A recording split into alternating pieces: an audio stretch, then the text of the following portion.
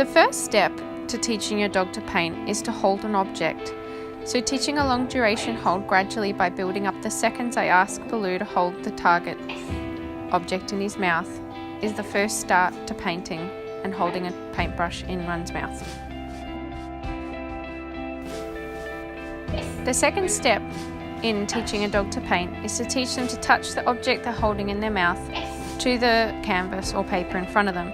In this instance, I'm asking him to touch the paintbrush he's holding to the paper, and gradually we'll increase that touching as a target to touching with movement.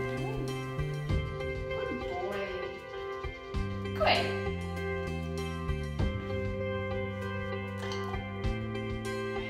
Touch. Eventually I'm changing the cue from touch to paint. Paint is going to mean I want him to touch the target with duration and move his head. Next, I start adding water to the paintbrush and letting him paint a piece of paper with water before I add the paint.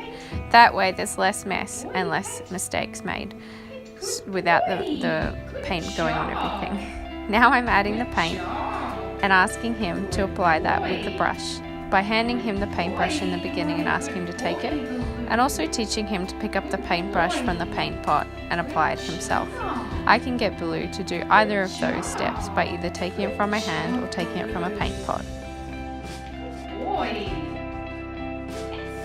In my personal training with Baloo, I like to keep him encouraged constantly and give feedback continuously throughout the training session. This means I'm constantly talking to him, telling him he's a good boy and giving him feedback verbally, as well as marking and rewarding him in between.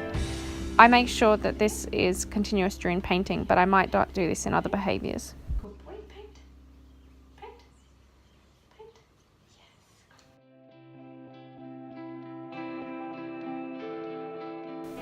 Yes. You can even vary your dog's styles of painting by adding extra water to the brush. That way, when they push and touch the brush into the paper, water will run down the paper and give a watercolour effect. It's up to you how much paint, what colours, and how much you ask your dog to paint in between, marking and rewarding him for his behaviour.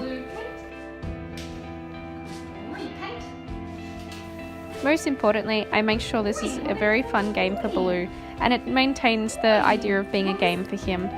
He's doing a behaviour and getting a reward with food rewards at the end of his training.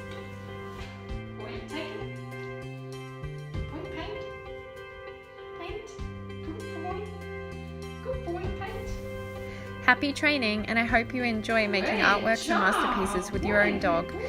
Check out more from Baloo at Animal Behaviour Matters on Facebook and Instagram. Thanks for watching. What a good job! What a good job! Boy, bear.